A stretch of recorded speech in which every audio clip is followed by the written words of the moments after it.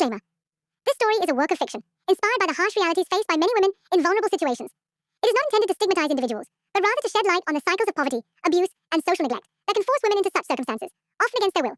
The intention of this narrative is not to sensationalize sex work, but to raise awareness of the struggles many endure in silence. Reader discretion is advised. If you or someone you know is in a situation of abuse, exploitation, or crisis, please seek support from trusted organizations, helplines, or local services. No one deserves to suffer in silence. मैं 16 साल की थी जब मेरी माँ ने मुझे इतनी जोर से थप्पड़ मारा कि मेरा सिर घूम गया। न चोरी करने की वजह से, न झूठ बोलने की वजह से, लेकिन इसलिए क्योंकि मैंने उसे बताया कि उसके भाई ने मेरे साथ क्या किया। उसकी आंखें झपकी भी नहीं। उसने बस कहा, बस कर, एडजस्ट करना सीख। वो शब्द एडजस्ट, मैं कसम खाती हूँ कि उसने मुझे जीवन के मौके मिलने से पहले ही मार डाला। मैं उस घर से निकली कुछ भी नहीं लेकर, सिर्फ मुंह में खून का स्वाद और उसकी चुप्पी का शाप मेरे पीछे पीछे चलता हुआ। मैं इसके लिए पैदा नहीं हुई थी, कोई नहीं होता। मैं कभी बच्ची थी, बिना चप्पल के संकरी गलियों में दौड़ती, आम चुराती, इतनी जोर से हंसती कि पड़ोसी चिल्लाते। मुझे याद है मेरा पहला क्रश, क्लास 8 में मेरे बगल में बैठने वाला लड़का। वो मुझे अपना इरेजर उधार देता था। वो काफी था मुझे दिनों तक शर्माने के लिए। मैं टीचर बनना चाहती थी, क्रिस्प कॉटन साड़ी पहनना, नोटबुक बाह के नीचे दबाकर ले जाना। लेकिन भूख सपनों से ज्यादा तेज होती है और आदमी दोनों से ज्यादा भूखे। 17 साल की उम्र तक मैं शहर में थी। सोचा आजादी मतलब भागना, लेकिन वो मतलब था टूटे स्ट्रीट लाइट के नीचे खड़े होना, पेट गुर्राता हुआ, शरीर कांपता हुआ, किसी ऐसी चीज का इंतजार जो मैं नाम नहीं दे सकती थी। पहला आदमी जो रुका, उसने मेरी आंखों में भी नहीं देखा, बस पूछा, कितना? मैं नहीं जानती थी क्या कहूँ। दूसरी लड़की ने फुसफुसाया, 500। वो 3 दे गया। उस रात मेरा शरीर उन जगहों पर टूटा जहां मुझे पता भी नहीं था। वो सस्ती शराब और पान की थूक की महक मारता था। वो कराहा, वो घुरघुराया, वो चला गया। मैं गंदे फर्श पर खून बहाती रही। मेरे हाथ कांपे जब मैंने पैसे गिने। 300 रुपए, किसी भी बचपन की दुआ से ज्यादा असली। मैं उल्टी करना चाहती थी, लेकिन मैंने कड़वाहट निकल ली, क्योंकि जीना वैसे भी कड़वा लगता है। तुम सच जानना चाहते हो? शरीर एडजस्ट हो जाता है, थोड़ी देर बाद डंक महसूस होना बंद हो जाता है, लेकिन दिमाग सड़ जाता है। हर बार जब मैं होंठ लाल रंगती, मुझे लगता जैसे मैं उस लड़की के और एक हिस्से को दफना रही हूँ जो मैं कभी थी। हर बार जब मैं टांगें फैलाती, मैं अपनी छोटी वाली खुद को चीखते सुनती, तुम उन्हें क्यों करने दे रही हो? मैं दूसरी लड़कियों के साथ हंसती, उनके जैसे गाली देती, उनके जैसे नाचती, लेकिन अंदर से मैं हर दिन छोटे छोटे टुकड़ों में टूट रही थी।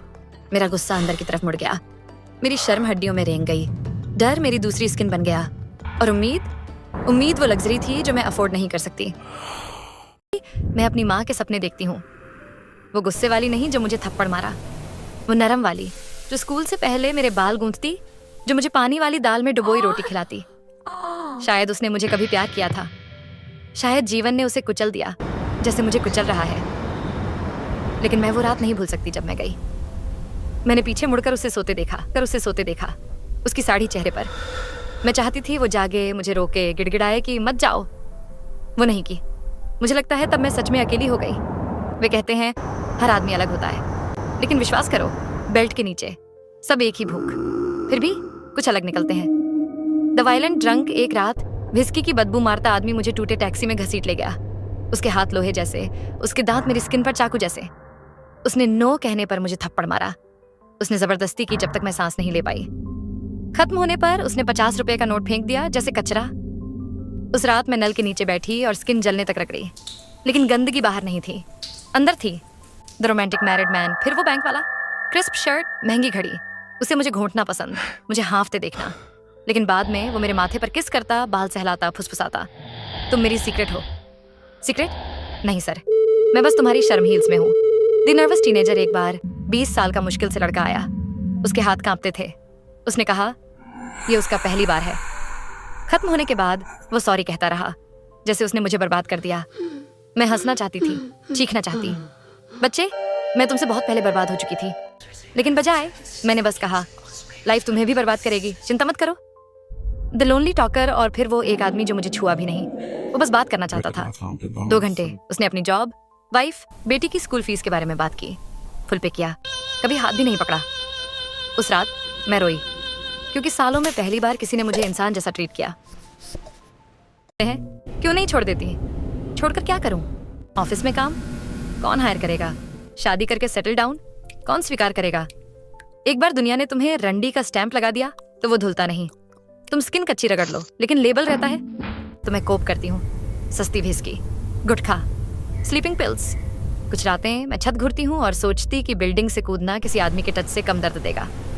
दूसरी रातें मैं खुद से कहती, एक और क्लाइंट, एक और रात और शायद कल बेहतर होगा। लेकिन कल कभी नहीं आता। मैं अब 26 साल की हूँ। मेरा चेहरा 40 का लगता है। मेरा शरीर 60 का महसूस होता है। मैं भूल गई हूँ कि प्यार से किस कैसा लगता है।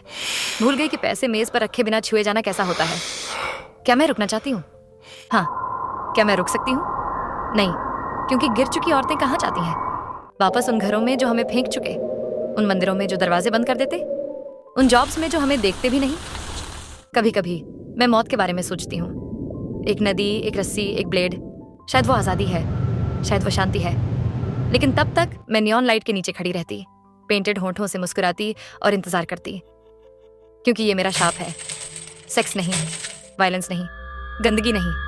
असली शाप है जानना कि दुनिया ने मुझे कभी नहीं चाहा, न जब मैं बच्ची थी, न जब मैं सपने देखने वाली थी, न अब जब मैं बस आराम चाहती हूँ। तो जब आदमी मेरे नाम पूछते मैं झूठ बोलती, क्योंकि वो लड़की जो मेरे असली नाम की मालिक थी वो बहुत पहले मर चुकी।